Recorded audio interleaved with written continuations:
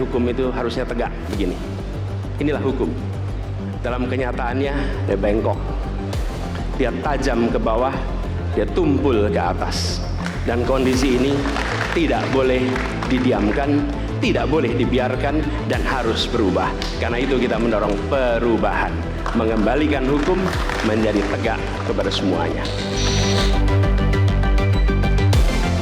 Kami, Prabowo Gibran, Koalisi Indonesia Maju, siap melanjutkan fondasi yang sudah dibangun oleh pendahulu-pendahulu kita.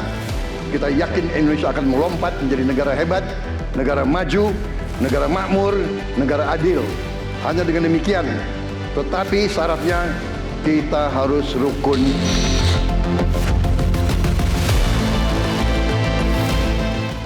Kami duduk dengan para menteri, bahkan kami duduk dengan presiden.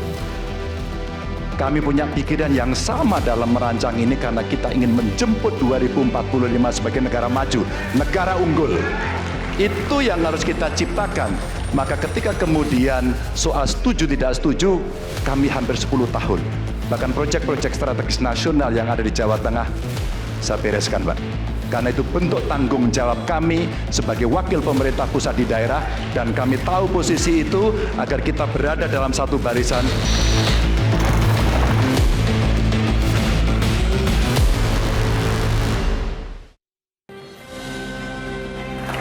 Ya, ini perwakilan tiga pasangan kompak nih ngomongin soal survei, termasuk juga akan bongkar-bongkaran siapa yang menjadi pendana. Jangan sampai jadi framing politik ke publik seakan-akan afirmatif dia yang sudah menang atau unggul. Mas Kodari banyak disinggung tadi namanya. Mau klarifikasi nggak? Kan begini, kalau saya dari tadi tuh yang jadi analisa saya kan bukan survei Indobarometer. Saya dari awal sudah mengatakan survei indikator.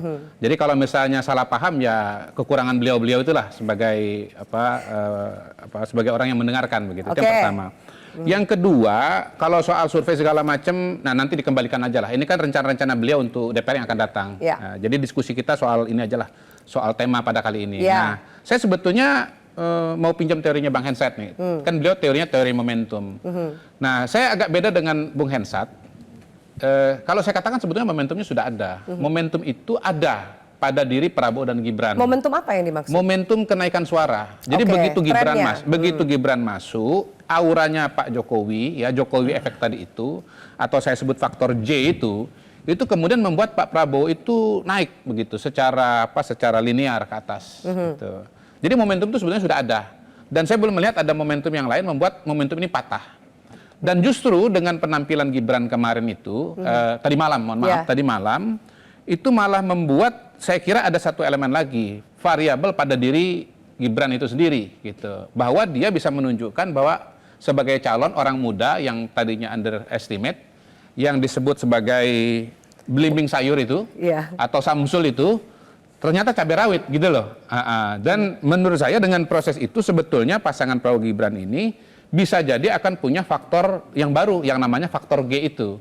Jadi kan sebelumnya faktor ada G itu faktor Gibran gitu kan, sebetulnya kan yang dibawa Gibran itu adalah aura bapaknya, faktor Jokowi. Tetapi kemudian pada hari ini dengan debat tadi malam saya melihat Gibran telah tampil dan memberikan nilai tambah. Bagaimana dengan PDIP yang tadi Bang Riko katakan bahwa dari awal dari wali kota sampai presiden Jokowi itu PDIP. Hari ini pun sebenarnya masih bisa dikatakan PDIP. Betul. Jadi ini semua kan kembali kata kuncinya kepada masyarakat ya. Beliau tadi mengatakan bahwa beliau ini kan sedang memframe, tadi kan disebut frame.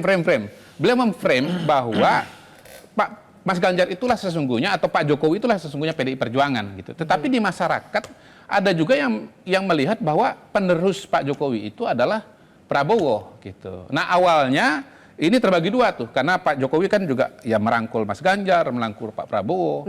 Makanya angka surveinya tuh kurang lebih sama, kolam yang besar tadi terbagi dua kepada dua orang ini. Tetapi begitu Gibran masuk sebagai wakilnya Prabowo, akhirnya persepsi di masyarakat bahwa penerus Pak Jokowi adalah Pak Prabowo, dan disitulah sudah mulai terjadi migrasi, bahkan bisa disebut eksodus. Eksodus itu kan migrasi besar-besaran ya, eksodus kepada Prabowo Gibran, dan menurut saya sebetulnya teori beliau yang namanya momentum itu ya sudah lahir pada konteks Prabowo Gibran. Iya. Bang Hensat mau menambahkan. Dan yang bisa menghentikan inilah adalah kalau ada satu peristiwa besar yang entah apa begitu ya, Tapi menurut saya kalau peristiwa besar entah apa ya nggak bisa kita sebut gitu loh. Ya, Dalam faktor bahasa saja. ekonomi itu namanya ceteris paribus. Kalau faktor semesta yang nggak bisa, ya jangan disebut karena nggak bisa sebut gitu loh. Ya jangan disebut ceteris paribus aja. Oke, Bang Hensat, silakan. Ya memang momentum itu akan dimiliki oleh masing-masing paslon nantinya. Tapi masalahnya bisa nggak dia memanfaatkan momentum itu gitu. Kalau kemudian dianggapnya momentum Pak Prabowo adalah Mas Gibran, maka kalau berdasarkan hasil surveinya Kompas ya dia akan berhenti di situ di 39. Justru tidak terjadi kenaikan tren ke depannya. Artinya tidak ada momentum baru lagi kan? Karena Mas Gibran sudah ada. ada. Nah, sehingga ya otomatis 2 putaran gitu, nggak bisa 1 putaran gitu ya. Terus kemudian yang kedua adalah kalau kita lihat bagaimana kekuatan masing-masing calon ini kan ada yang langsung mengeluarkan semua kemampuan, ada juga yang mencoba menahan-nahan, menyimpan-nyimpan gitu ya. Misalnya kalau kita dari lihat Pak Prabowo dan Mas Gibran. Mas Gibran ini kan dia menampilkan 2 karakter yang berbeda. Sebagai orang panggung kita sama-sama lihat pada saat debat. Betapa dia tidak canggung berkomunikasi dengan Pak Mahfud, dengan Mas Gibran dan Pak Caimin juga gitu ya. Tapi kalau dilihat kesehariannya beda banget gitu. Jadi jangan sampai kemudian masyarakat, oh ini kayak Reza Rahardian nih antara kehidupan asli dengan film yang lain berbeda gitu. Jadi rakyat juga bingung juga ini sebenarnya Gibran yang asli yang mana gitu. Nah menurut saya itu harus disamakan karena nanti bisa backfire. Nah kemudian kalau dari sisi Anies Muhaimin ini kan kekuatannya Mas Anies ini kan memang lagi-lagi sebagai akademisi gitu. Tapi dia ini tanpa partai, jadi bukan tanpa partai, bukan orang partai yang memang memiliki akar rumput seperti Caimin. Tapi kalau dilihat setiap pergerakan di daerah-daerah emang banyak ini pendukungnya Anies Muhaimin gitu ya. Tapi apakah kemudian yang banyak itu akan milih? Sudah pasti milih atau datang gara-gara door prize kan nggak tahu juga tuh. Nah sementara sebentar, kalau ya pasangan Amin sudah ada belum momentumnya atau seperti apa momentum yang mungkin bisa diciptakan jelang hari Kalau kita belajar di Jakarta, Mas Anies itu justru momentumnya didapat dari kesalahan orang lain terus. Jadi blundernya AHY Silviana Murni, blundernya Ahok yang kemudian menaikkan elektabilitasnya dia. Nah sekarang ini kan masih aman-aman aja. Pasti bingung Anies Muhaimin ini karena setiap kali di lapangan penuh, tapi di survei belum penuh. Ya nggak usah bingung-bingung amat karena memang terkadang masyarakat motivasinya beragam. Nah sementara di kubu Ganjar Mahfud ini kan ada kekuatan dahsyat yang dimiliki oleh Pak Ganjar bersama PDI Perjuangan. Tapi Pak Mahfud ini menurut saya adalah kontestan yang paling beruntung. Logistik tidak kuat, masa juga tidak terlalu banyak, tapi bisa jadi cawapres gitu. Maka memang ya harus ditunggu juga permainannya. Waktu gimmicks ya, saya tuh benar-benar deh waktu cawapres itu saya tidak menduga gimmicks itu justru datangnya dari pasangan Ganjar Mahfud gitu. Justru yang lain nggak banyak gimmicksnya. Bahkan gimmick apa nih? Ya dari pakaian, baju adat terus daerah. Kemudian ganti kostum. Saya kaget loh, maksud saya bukan tipikal Mahfud MD mungkin dia terlalu banyak gimmick gitu. Ya, padanya. Jadi begitu dia bergimmick kita kok begitu. Positif nggak gimmicknya? Ya kalau akhirnya setelah ganti baju dia malah baca 1 sampai 20 ya nggak ada positifnya gitu. Mestinya dia santai aja gitu.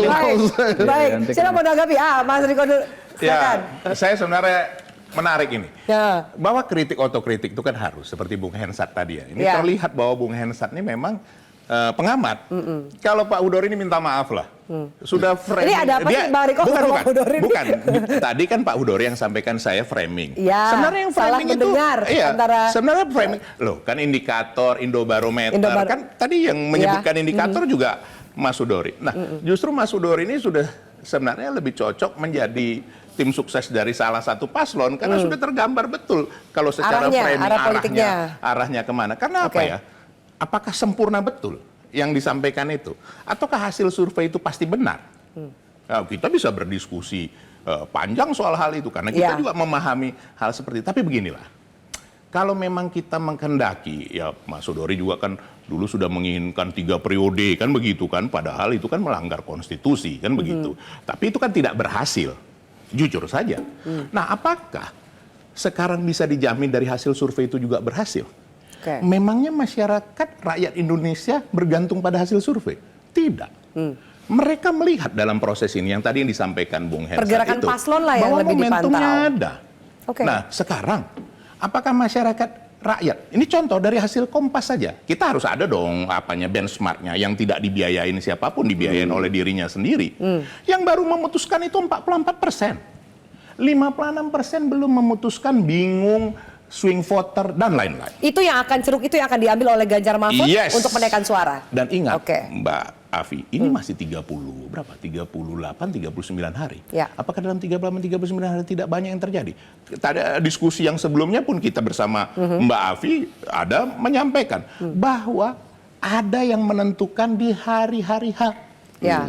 Nah, Di detik-detik terakhir di ya. detik-detik terakhir. Baik. Nah, apakah itu tergambar oleh hasil survei? Tidak. Adakah sesuatu kejutan yang bisa dinantikan dari Ganjar Mahfud jelang hari H? Begini. Di luar debat ya? Begini, kalau kita menyampaikan itu semua tentu nanti kan ini kan kita namanya panggung demokrasi, namanya juga strategi. Oke, jadi nggak pasti bisa juga Pak Bestari nggak bisa disampaikan atau sekarang. Tidak bisa disampaikan sekarang. Tunggu saja. Tapi dalam 1 bulan terakhir tuh banyak hal yang bisa terjadi, Mbak Afi. Baik. Seperti itu. Baik, 1 bulan sama juga suara dari Bang Bestari masih banyak yang terjadi, lalu kemudian juga suara yang mana yang mau diambil? Apakah suara undecided dan swing voters yang belum menentukan atau memang mengambil suara lawan dengan narasi kalau perubahan? Untuk sampai putaran kedua kita sudah berhitung aman. Jadi Aman. hari ini kita lebih banyak berkonsentrasi menggerakkan seluruh simpul yang ada untuk memperhatikan TPS. Ya, supaya jangan sampai terjadi hal-hal yang selama ini itu menjadi pergunjingan di berbagai kalangan tentang adanya indikasi kecurangan ini itu. Jadi untuk mengantisipasi itu justru simpul ini sudah bergerak ke TPS untuk mengamankan itu. Itu salah satu kunci strategi kita untuk lolos ke putaran kedua. Yang curang siapa? Siapapun yang curang nanti akan kelihatan. Yang curang siapa? Apa tapi Gitu udah ada kan? antisipasi nggak kira-kira lawan mana yang akan curang? Yang harus dikeket? Kita menganggap ada potensi karena dibicarakan oleh masyarakat. Maka kita hadir mengantisipasi supaya masyarakat merasa tenang, nyaman, aman, suaranya diberikan kepada Anies dan Caimin. Baik, singkat Pak Wi Hadi, singkat saja supaya rata penjelasan semuanya, singkat. Ya, kalau dasar kami adalah gambaran Ya. awal adalah memang survei adalah merupakan gambaran awal. Dan itu kalau kita lihat dari Mas Eriko ini sebenarnya juga gara-gara survei itu merubah strategi juga. Yang dulu nyerang-nyerang Pak Jokowi sekarang nggak jadi nyerang-nyerang Pak Jokowi gitu kan. Kalau tadi mempertanyakan masalah survei tapi sekarang kok justru mempercayai survei juga ini, ya kan? Nah, ini kan sesuatu hal yang sebenarnya kita harus melihat bahwa survei ini kan suatu acuan yang ada di masyarakat dan kami melihat bahwa nantinya pada saat hari H ini kalau kita melihat trennya ini justru kita akan menambah. Kita akan menambah suara kita. Swing voter yang dikatakan oleh Bung Eriko mengatakan swing voternya itu masih tinggi menurut Kompas. Ya itu nanti akan ke kita. Akan ke nomor 2. Nggak ke Ganjar Mahfud. Saya kira itu akan ke dan nomor 2 nggak gitu kan. ke Amin. Saya kira begini, Semua diambil. Ya, oke. Jadi begini, jangan juga kemudian hasil survei itu dijadikan sandaran. Mudah-mudahan Bang Kodari nanti bikin survei naikkan kita sini. Di bawah itu Eriko gimana? Ya. Apa ada gambaran Pak Prabowo itu apa? Pak Jokowi? Mana ada? Dasarnya dari mana?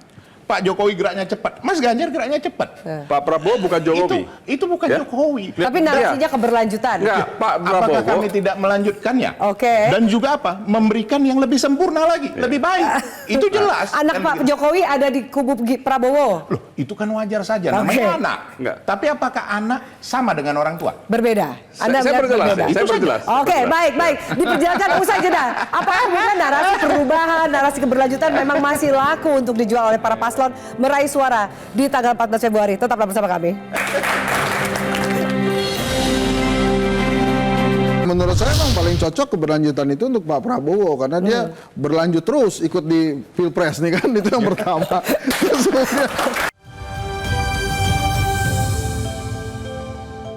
Jelajahi cara baru mendapatkan informasi. Download Metro TV Extend sekarang.